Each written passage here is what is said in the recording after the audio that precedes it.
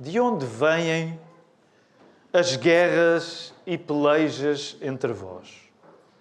Porventura não vêm disto a saber dos vossos deleites?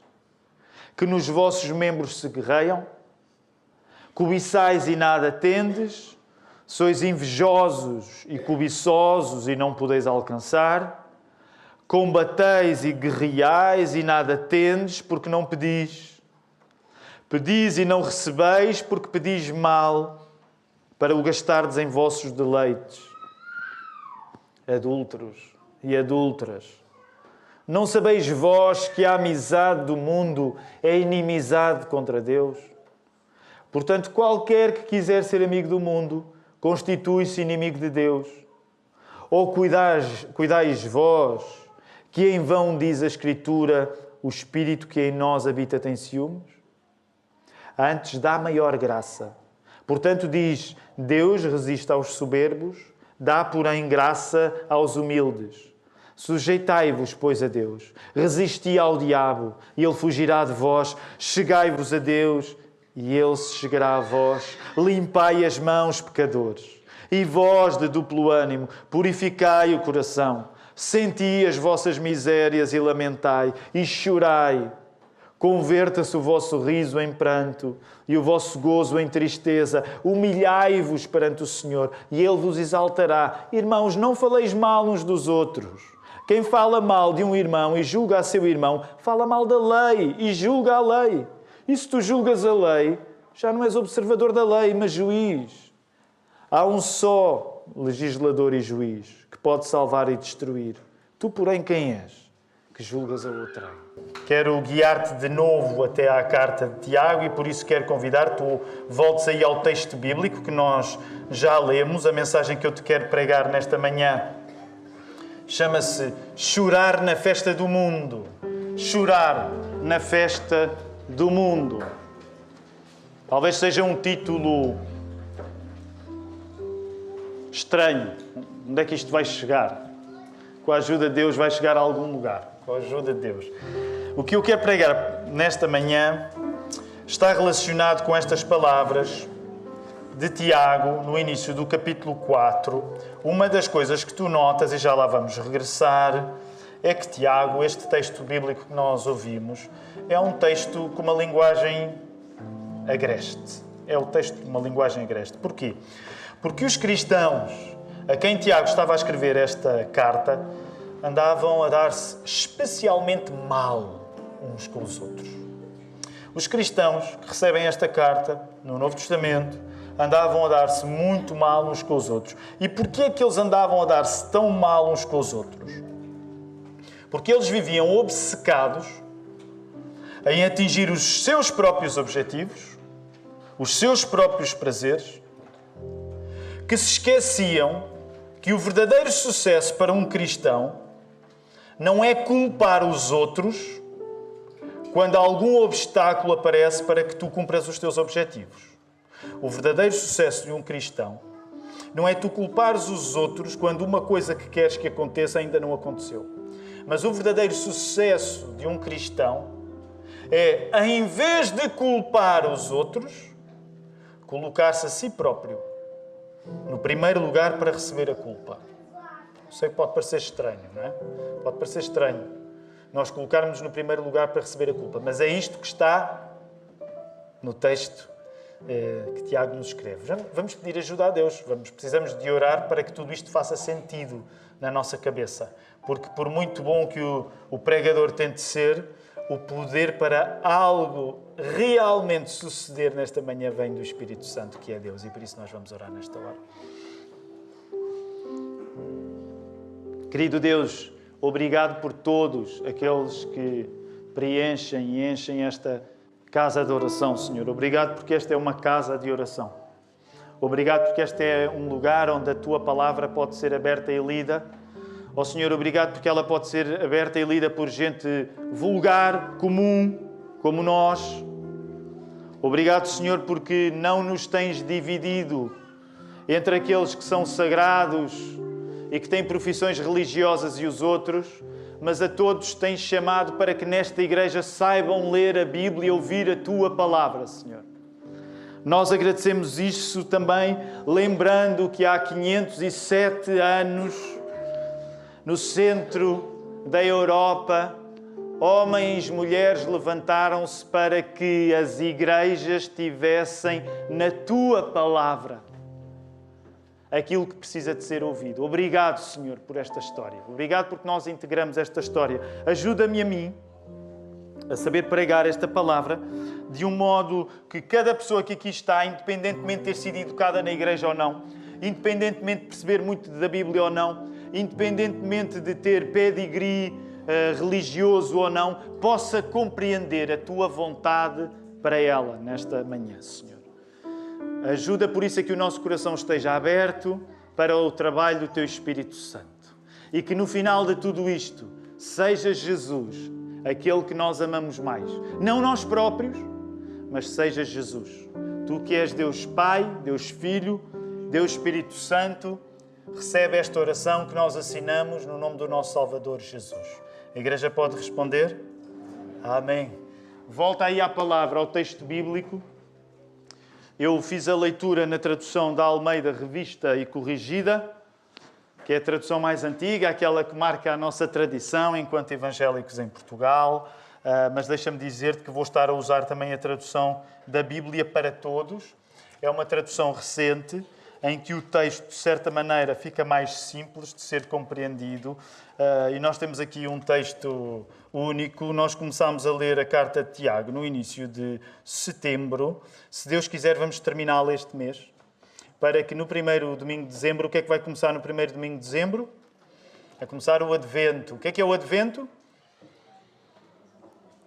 É o caminho que nós fazemos até ao Natal. Então, no primeiro domingo de dezembro, se tudo correr bem, nós vamos começar o período do Advento e ainda antes vamos terminar o estudo desta carta de Tiago. Deixa-me dizer, tem sido muito desafiador para mim. Eu espero que seja desafiador para ti, de uma maneira que é uma bênção. Volta aí agora ao capítulo 4, olha novamente para os primeiros 12 versos, percebe-te de uma coisa, não é?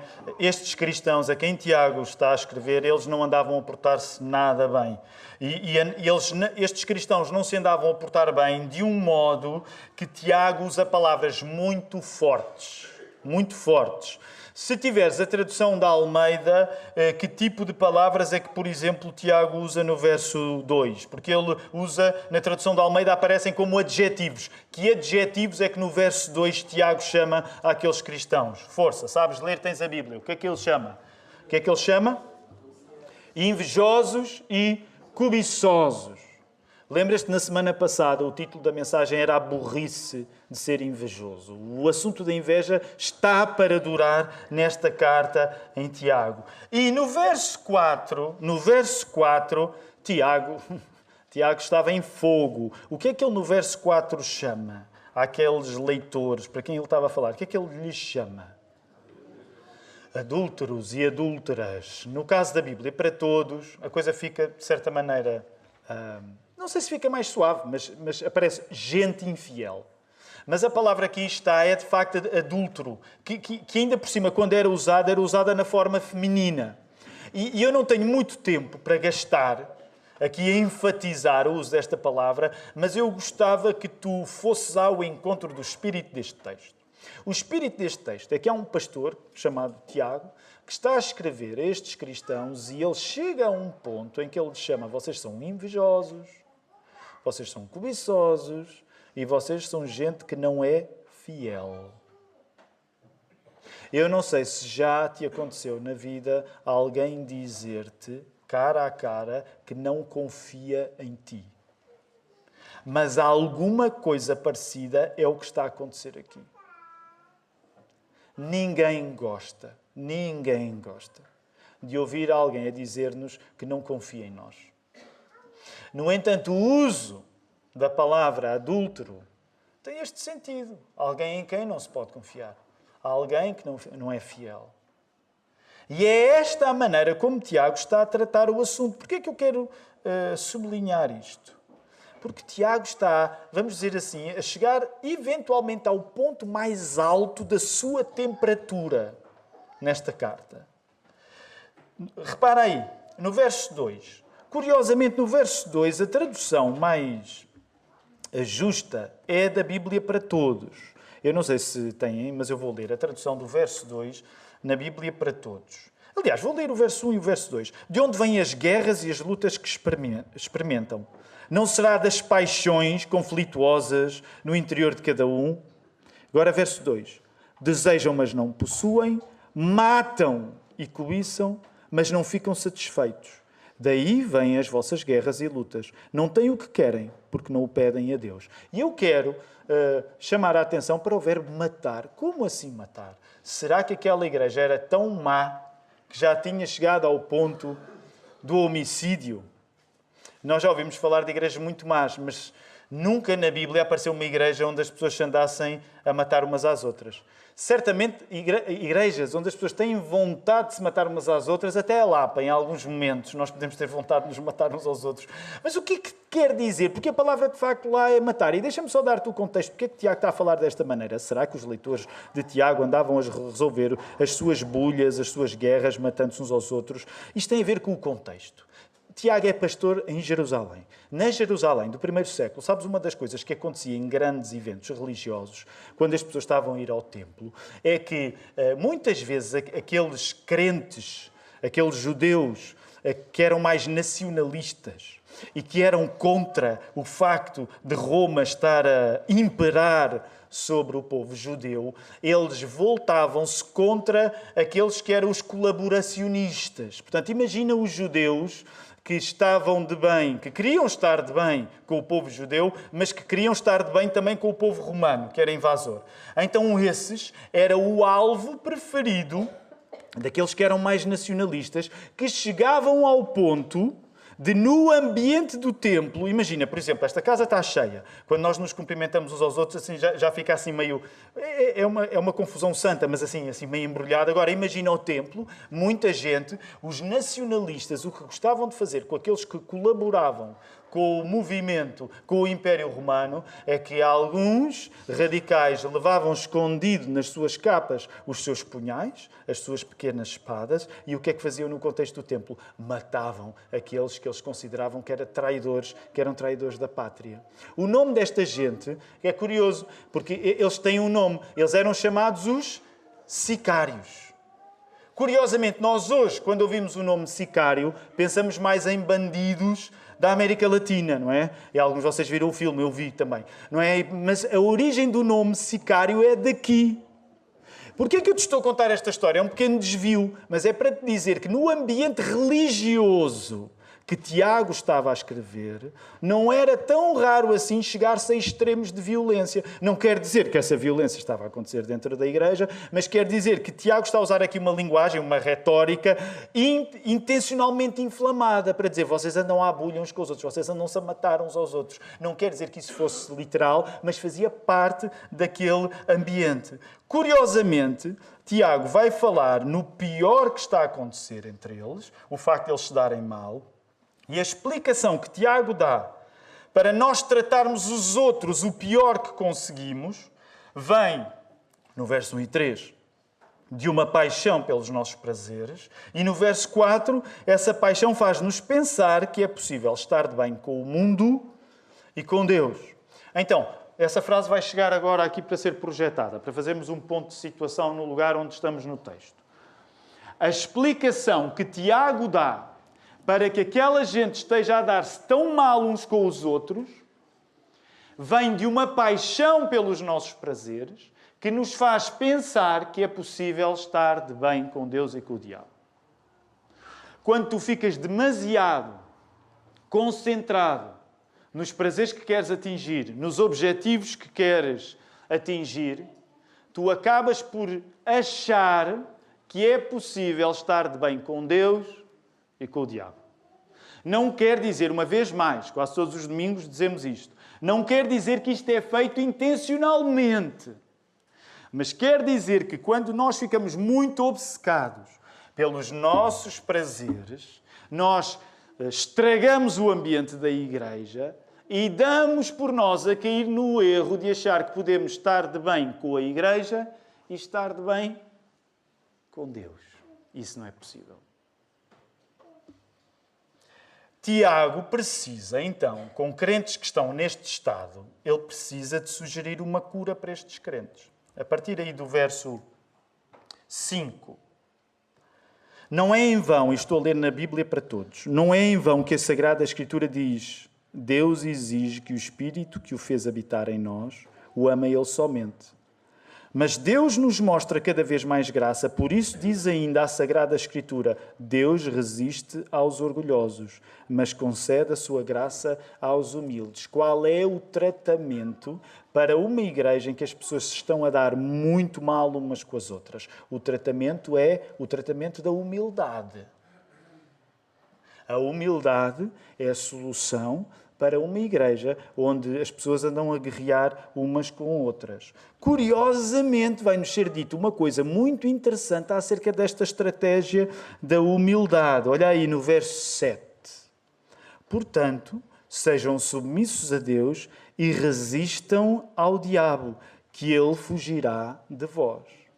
Isto significa que o tratamento que Tiago está a dar ao problema dos cristãos se darem muito mal uns com os outros gera um bom resultado. E esse bom resultado chama-se resistência ao diabo. Deixa-me já dizer-te, até se for o caso de estares aqui pela primeira vez, seja bem-vindo. Esta é uma igreja que acredita naquilo que a Bíblia diz. Portanto, nós acreditamos mesmo que o diabo existe, que não é uma força de expressão. Nós acreditamos mesmo na existência do diabo porque a Bíblia assim nos ensina. E nós confiamos mais na Bíblia do que em nós próprios. E uma das coisas que eu te quero dizer é que Tiago está a falar contigo esta manhã para tu seres capaz de resistir ao diabo. Esta prática de resistência a Satanás, é outro nome que a Bíblia usa para falar no diabo, esta prática de resistência a Satanás faz-se numa atitude de humildade que confessa o seu arrependimento sem medo da tristeza sincera que este processo exige. Então vamos por partes. O tratamento para resistir ao diabo é sermos humildes e essa humildade leva-nos a nós precisarmos de confessar os nossos pecados e não é só confessar os nossos pecados. É vivermos a confissão dos nossos pecados em tristeza sincera. Olha aí a partir do verso 8. Vão ao encontro de Deus e Ele virá ao vosso encontro. Os que são pecadores corrijam-se dos seus erros, os indecisos purifiquem as suas intenções. E agora repara o verso 9. Reconheçam o vosso mal, a ideia é confessem os vossos pecados, arrependam-se e chorem. E agora esta frase é uma frase que eu nunca vi ser o verso preferido de ninguém. Que o vosso riso se transforme em luto e a vossa alegria em tristeza. Eia, Tiago está mesmo mal disposto para dizer uma coisa destas. Ele não vai ficar aí. Humilhem-se diante do Senhor e Ele vos há de engrandecer. O que é que isto quer dizer? Vamos começar por admitir que isto é completamente contraintuitivo. No geral, a tua expectativa quando vens à igreja, é a minha também, é sair daqui alegre. Não é? Eu prefiro sair alegre da igreja do que sair triste. Portanto, vir à igreja e a pessoa dizer, olha, em vez de saíres alegre, deves sair triste, não é propriamente aquilo que nós estávamos à espera. Deixa-me explicar-te por isso. Onde é que Tiago quer chegar? A vitória que Deus nos dá sobre o diabo, porque é acerca disto que Tiago está a falar, a vitória que Deus nos dá sobre o Tiago, às vezes o Tiago pode ser o diabo, é verdade, mas a vitória que Deus nos dá sobre o diabo exige chorarmos o mal que nós reconhecemos em nós. Se tu queres vencer o diabo, tu precisas de chorar sinceramente o mal que há em ti. Sem um sofrimento real pelo teu pecado, tu não ganhas a ninguém, muito menos ao diabo. Se tu não sofreres realmente pelo teu pecado, tu não ganhas a ti próprio. Tu não ganhas aos teus inimigos e muito menos vais ganhar a Satanás. A vitória sobre Satanás, passa por um sofrimento sincero que tu sentes no pecado que cometes. E a ironia é esta. Aquilo que geralmente o mundo festeja, isto agora vai nos devolver ao título do sermão, chorar na festa do mundo. O que é que geralmente, eu sei que estou a simplificar muito, o que é que geralmente o mundo quer? O mundo quer não ter problemas de consciência. O mundo quer não ter de admitir as suas falhas. O mundo quer não ter de se arrepender pelo seu pecado. Então pensa nisto. O mundo toma a ausência de arrependimento como uma grande vitória. E vamos ser justos. Nós próprios, mesmo sendo crentes, ninguém gosta de pensar hoje vou ter um grande momento de arrependimento. Ninguém gosta de pensar hoje vou ter um momento em que vou chorar pelo mal que fiz. Por isso, a nossa tendência é querermos fazer as festas que o mundo faz. Festas essas em que tristeza fica à porta. Festas essas em que reconhecer o nosso mal fica à porta. Festas essas em que o nosso arrependimento não se dá. Por isso topa a ironia. O mundo toma a ausência de arrependimento como uma grande vitória, quando na prática a ausência de arrependimento apenas confirma que quem manda em ti, quem tem vitória sobre ti, é o diabo. Encontras essa frase, agora aqui projetado. O mundo foge de reconhecer os seus erros. Nós somos tentados com o mesmo, fugir de reconhecer os nossos erros e julgamos que é aí que a festa começa. Epá, não tenho nada para me arrepender.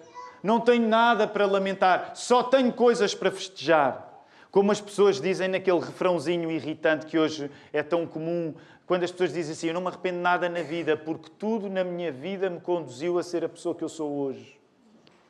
De certeza que já viste isto dito naquelas entrevistas da televisão em que as pessoas choram. Esse é um clássico. Esse é o clássico. Estou sempre à espera. Aquelas entrevistas que as pessoas têm de chorar, se não foram bem entrevistadas. As pessoas têm sempre de chorar. E elas, de uma maneira ou de outra, sempre recitam este credo. Eu não me arrependo de nada, porque se não fossem os erros que eu tivesse cometido, eu hoje não estaria aqui. Em vez de ser tristeza pelo pecado, topa lá. É até orgulho pelo pecado. Eu não estou a dizer que as pessoas fazem isto com intenção. Até porque eu até já crentes ouvia dizer uma barbaridade destas. Mas percebes, o mundo festeja não precisar de se arrepender. Mas curiosamente, quando o mundo faz festa disso, aquilo que está a declarar sem se aperceber é que este mundo é um joguete nas mãos de Satanás. Agora começa a pensar. O Espírito Santo precisa começar agora aí a mexer nos teus neurónios. Já estás a ver onde é que isto vai parar. Isto significa que se tu andares nas festas do mundo a querer celebrar aquilo que o mundo já celebra, o mundo não te vai ajudar a que tu te arrependas do teu pecado. Não sejas ingênuo. E quanto mais tu não te arrependeres do teu pecado e não tiveres práticas de arrependimento do teu pecado, mais Satanás vai dominar sobre ti. Menos capaz és tu de vencer sobre Satanás. Pensa nisto. É por isso que nós, inevitavelmente, aqui na Igreja da Lapa, terminamos sempre com esta ladainha da confissão dos pecados. E às vezes as pessoas reagem, como assim? Fui uma igreja protestante e estão lá a falar para eu confessar os meus pecados. Isso não é da Igreja Católica. Oh, meu querido, minha querida, confessar os pecados é uma coisa que é da Bíblia. É verdade que nós não confessamos pecados da maneira como a Igreja Católica enquadra a confissão de pecados. Vez após vez eu digo, eu como teu pastor, o Filipe como teu pastor, nós não vos concedemos perdão quando vocês nos confessam pecados. Porque só Jesus pode perdoar. E Ele é o sacerdote final. É por isso que nós, na quinta-feira, lembramos o dia da Reforma Protestante. Portanto, nós não olhamos para a confissão dos pecados como uma parte fundamental de uma vida sacramental que te vai purificando. Mas nós olhamos para a confissão dos pecados como a prática bíblica que lá está. O que é que isso significa? Significa que quanto mais tu confessas os teus pecados e quanto mais tu te expões ao processo que é doloroso e triste de os reconhecer, mais vitória vais ter sobre Satanás. Agora, Põe isto a funcionar ao contrário. Porquê que há tanta vitória que o diabo tem na tua vida? Agora é só aplicares isto ao contrário. Porquê que há tanta vitória que o diabo tem na tua vida? Porque há muito pecado que tu não confessas. Há muito pecado que tu não confessas. Sabes porquê que Satanás não estraga ainda mais a minha vida? Porque eu me vou arrependendo em primeiro lugar diante de Deus.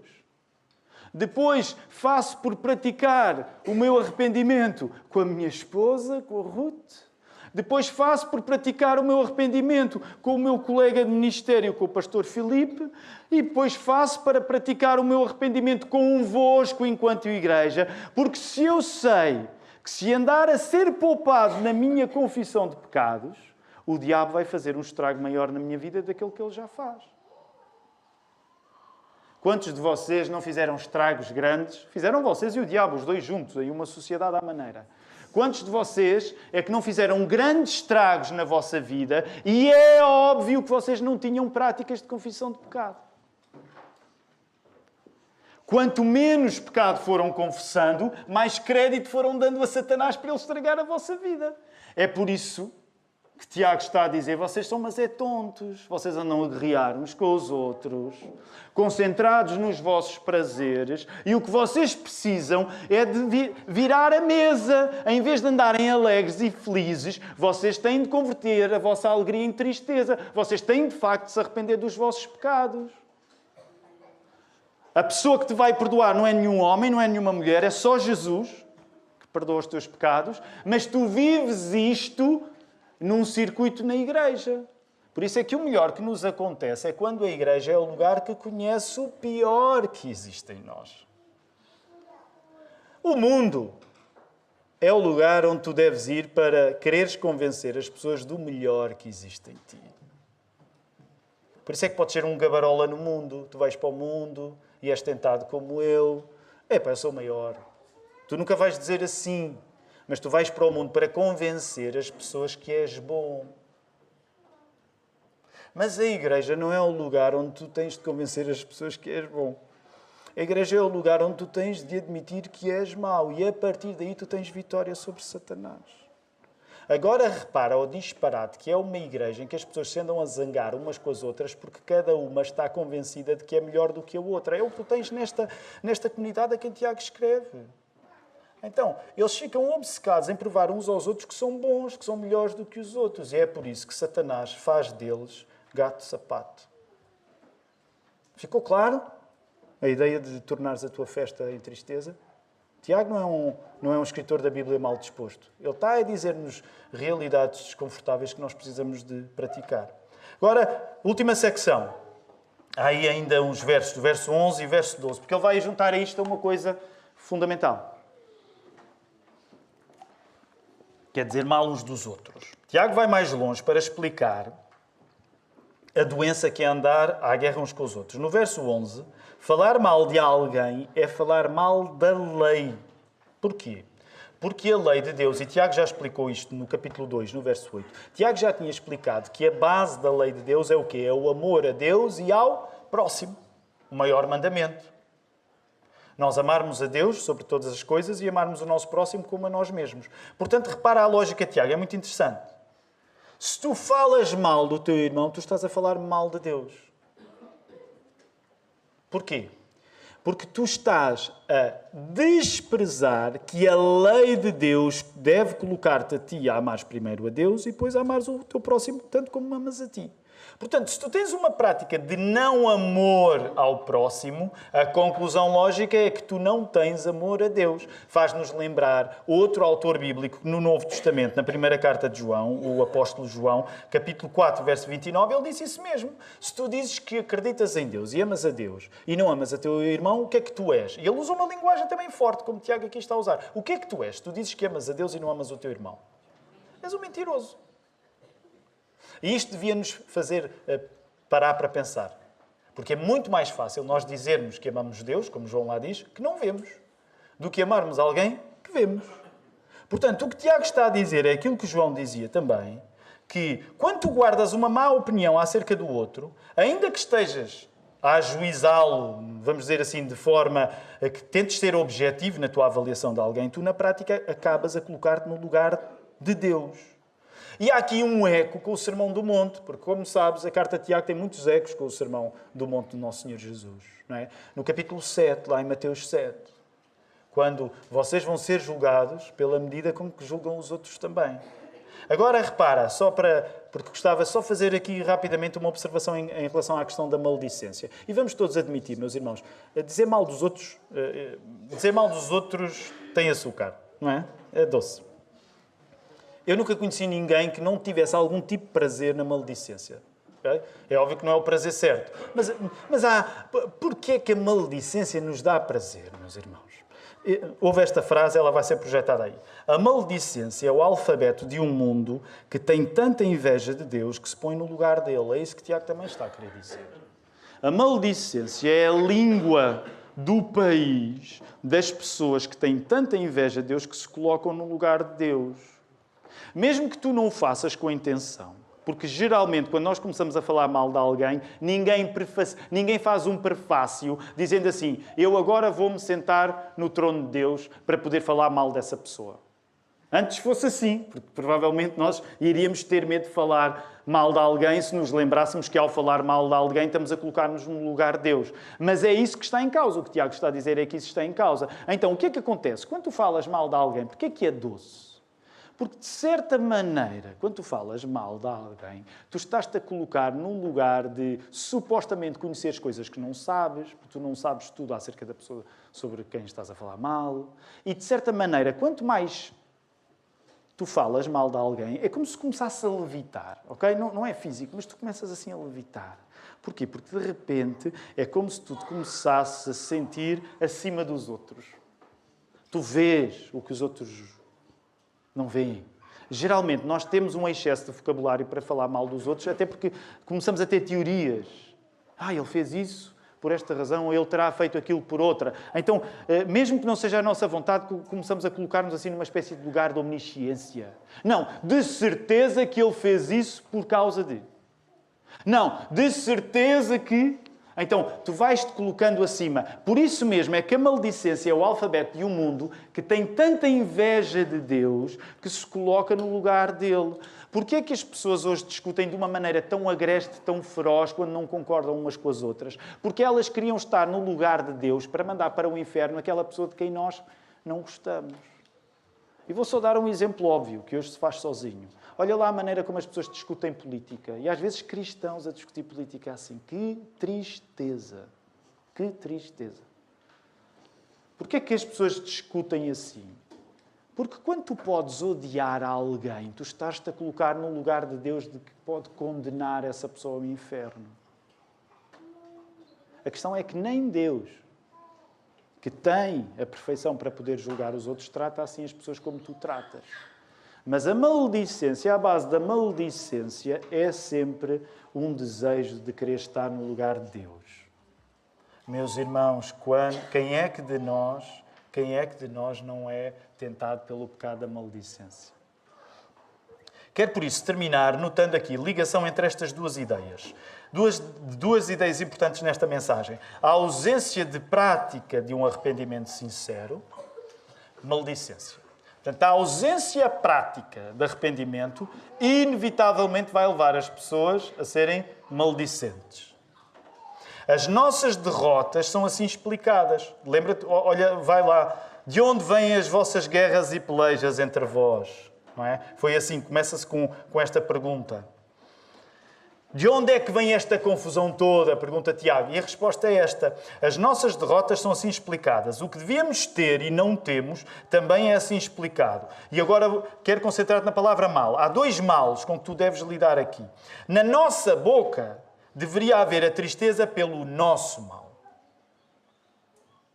Para que não haja na nossa boca o mal dos outros. Percebes? Vou-te colocar de outra maneira. A frase vai aparecer aí.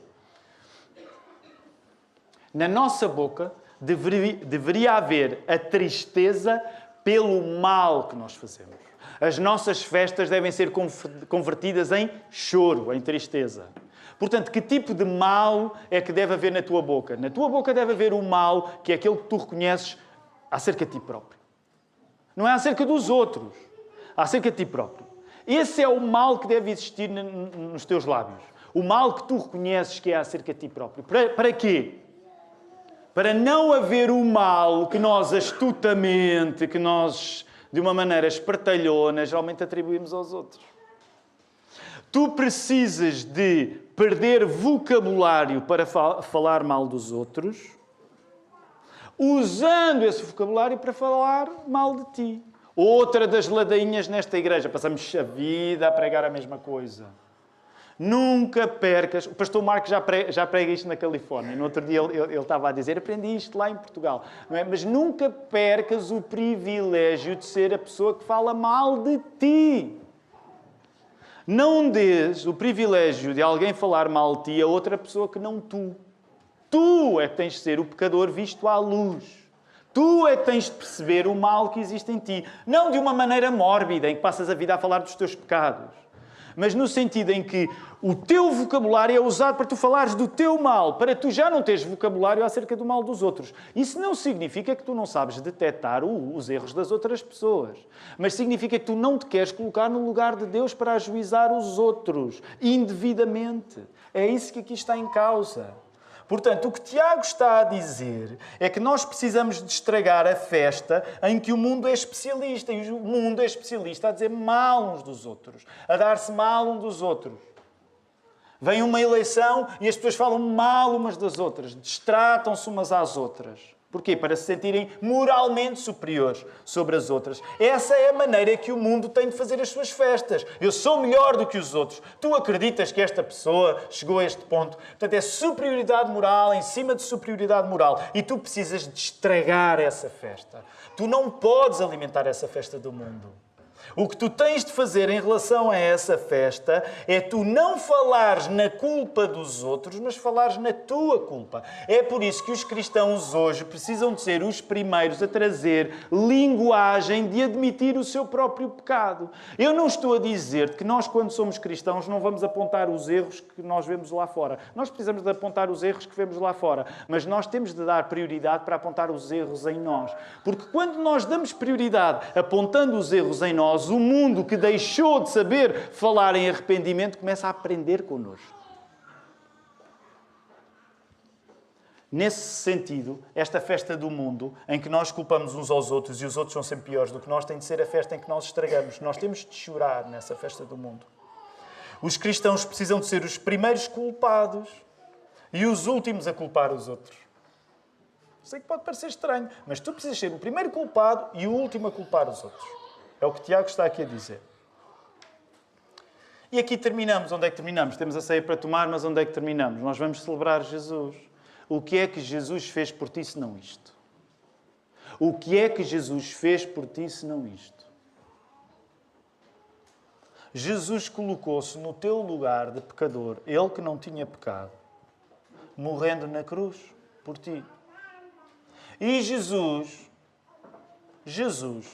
eu sei que isto é uma figura retórica um pouco absurda, que eu vou usar. Mas Jesus, que não tinha culpa nenhuma, se tu estivesses no lugar de Jesus, ainda bem que Deus confiou em Jesus e não em nenhum de nós, mas se tu estivesses no lugar de Jesus a sofrer por erros que não tinham sido os teus, tu dizias, ó Pai, tem lá paciência, para lá com esta cena, porque o culpado não sou eu. O culpado são eles. Mas qual foi a atitude do Nosso Senhor na cruz? Foi dizer, Senhor, tu devias era estar a ajustar contas com estes. Não. Foi dizer o quê? Perdoa-lhes, porque eles não sabem o que fazem. E tens aqui um paradoxo muito precioso. Ao tomar este lugar, Deus estava a ajustar contas connosco.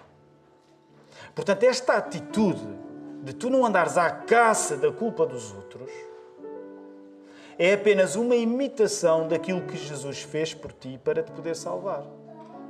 Repara, depois quinta-feira podemos falar mais acerca do assunto. A reunião de quinta-feira serve para nós trazermos perguntas que tenhamos acerca da mensagem. Eu não te estou a dizer que um cristão perde capacidade de reconhecer os erros dos outros. Muitas vezes os erros dos outros precisam de ser tratados.